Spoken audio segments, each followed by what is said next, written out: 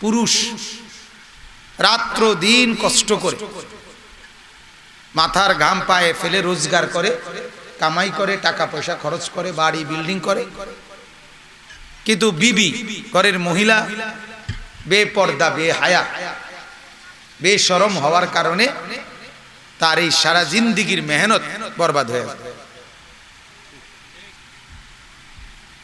কিছুদিন আগে এক পরিচিত মানুষ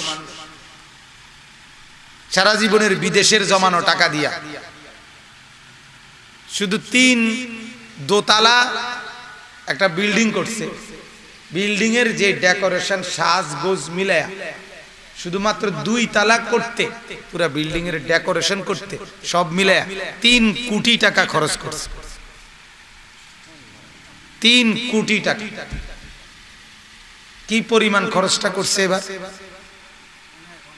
শুধু ড্রয়িং রুম, সামনের রুমের ডেকোরেশনটা ঢাকার থেকে লোক আইনা করাইছে, এটাই নাকি 35 লক্ষ টাকা লাগছে। আমার মাথার ধরে না হিতে কি করলো। আমি দেখছি গিয়া বিল্ডিং, কিন্তু বউ বাইকে গেছে, বুঝছো না? আসল জিনিস কি গেছে, বউ গেছে। হ্যাঁ,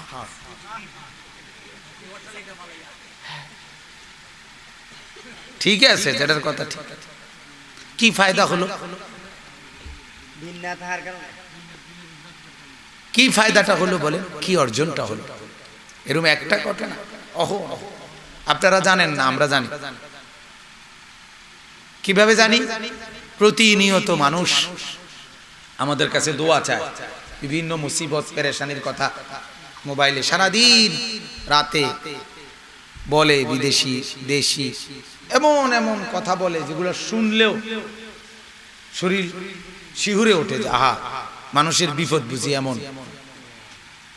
পারিবারিক ঝামেলা, পারিবারিক দ্বন্দ্ব, কলহ, মুসিবত।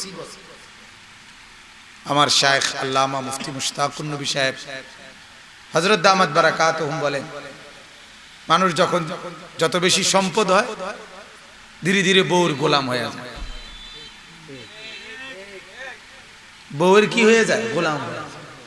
টাকা বাড়ে, তার ভিতরে গোলামি বাড়ে। এই কারণে নারী, মেয়ে, কন্যা, সে যদি দিনদার না হয়, সে যদি নিজের ইজ্জতের হেফাজত, এটা যদি সে নিজের থেকে দিল থেকে না বোঝে, বুঝানো বড় কঠিন, বুঝানো বড় কঠিন। আমরা কিতাবে পড়ছি, একটা কিতাব আছে আমার কাছে, আরবি, হামসাতুন ফি উদুনে শাবিন।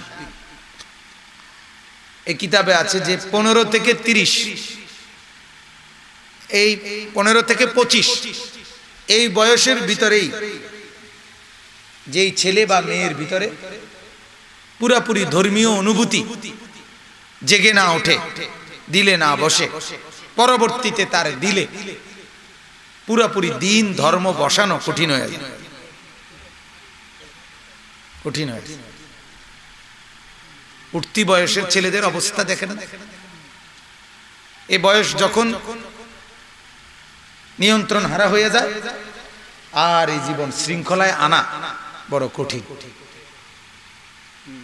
15, 16, 18, 20 বছরের ছেলে পেলে এরা যখন মাতাল হয়ে যায়, এরা যখন জীবনটাকে মনে করে কয়েকটা জিনিস,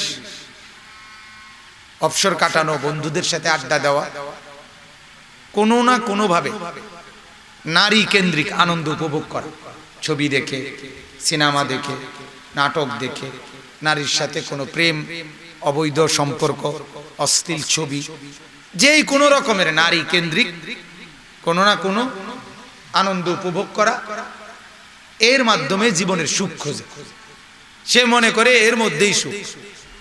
জীবনের সব কিছু, আমার বেড়ে ওঠা, আমার বড় হওয়া, আমার জীবনের যত সাধনা, কোনো না কোনো মেয়ে, কোনো না কোনো নারী, এটাকে নিয়েই চিন্তা চেতনা, আহার নিদ্রা কল্পনা, রাত দিন, এর মধ্যেই জীবনের সুখ, আনন্দ। কেন? ওই যে ছোট্টবেলার থেকে তার উপরে দ্বীনের প্রলেপ, কোরআনের প্রলেপ, সুন্নাহর প্রলেপ, সেজদা তার কপাল, এগুলো দেওয়া হয় নাই, এর ইন্তজাম হয় নাই, যার কারণে খানা দানা সবই ঠিক ছিল, কিন্তু দ্বীন ঈমান আমল তার মধ্যে না থাকাতে আজকে সে জীবনটাকে গুনার মধ্যে আনন্দ খোঁজে।